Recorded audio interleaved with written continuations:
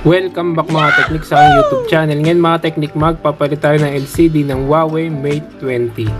Yan mga teknik, ito yung ating papalitang LCD. Yan kita nyo man mga teknik, wala na siyang display. Ang tama niya ay dito sa baba, tsaka dito sa taas. Yan mga teknik, nakabaklas na yan. Ito yung mga cover na motherboard, tsaka cover, back cover. Yan. Bali mga teknik, update ko kayo sa price nito. Kasi yung gagawin natin dito ay, gusto ng customer ay LCD with frame. Yan, original LCD yung ating kakabit. Papakita ko sa inyo. Ito. Ang presyo nito mga teknik ay 2.8. Original LCD kasama ng labor. Yan. LCD with frame. Yan. Salpak board na lang tsaka back cover. Yan. Kasama na yung kanyang power button, volume button, at itong LCD niya. Yan. Frame. Kasama na. 2.8 original LCD kasama na yung label.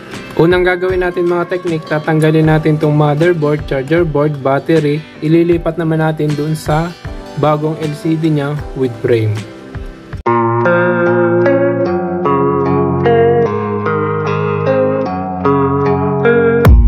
I don't really know what comes next. I'm just doing my best even though I'm so stressed out.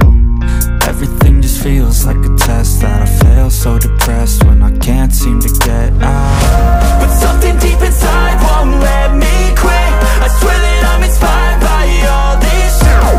Tell me that I can't and I won't. That's what guides me the most. Your lies, I'll do what I want. The gas in the back of the set, never leave. She's so bad, hit the chair, made the bed. The gas in the back of the set, never leave. She's so bad, hit the chair, made the bed. The gas in the back of the set, never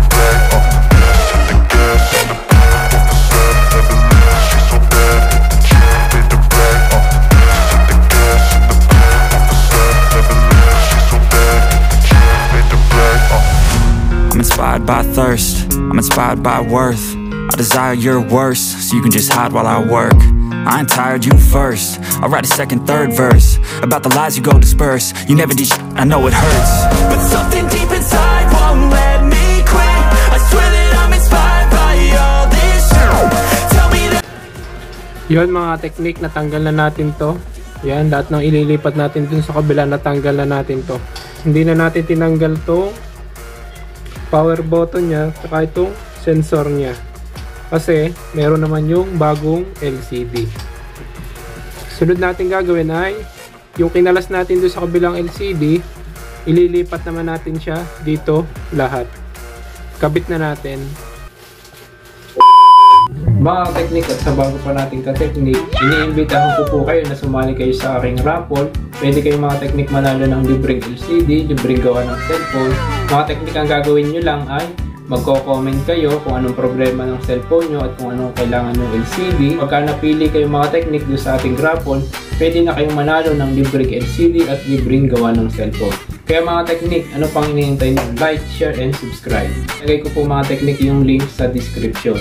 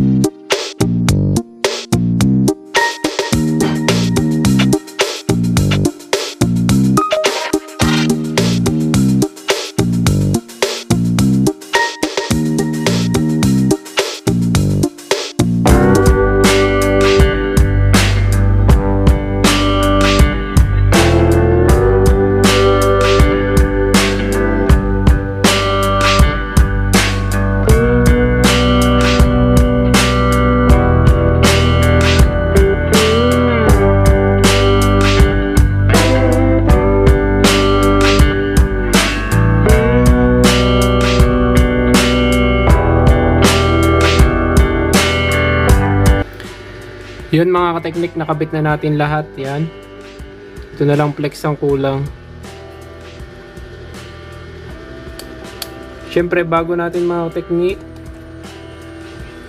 takloban, itatry muna natin yung unit bago natin kabit yung speaker nya. Buksan na natin. Bago na rin nga pala mga technic ang battery nito. Pinapalitan na rin kasi mabilis ng malobat. Yan.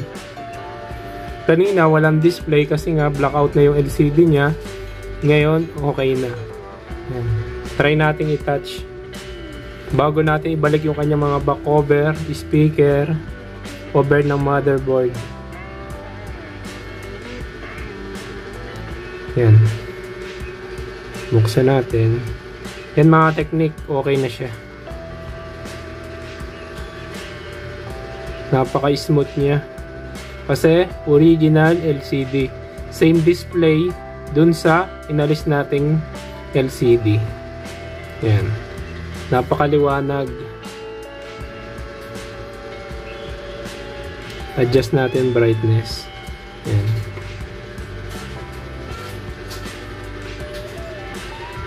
Patayin na muna natin mga technic yung unit bago babalik natin yung kanyang back cover. Yan. A few minutes later. Yun mga technic update. Yan, buo na itong ating Huawei Mate 20. Yan. Nakadikit na yung kanyang back cover. Maipapansin ninyo wala siyang kawang. Yan. Lapat na lapat yung pagkakabit natin ng back cover niya. Paano ulit siyang brand new, makinis kasi pinalitan natin siya ng middle frame. Ayan. Makinis, walang damage.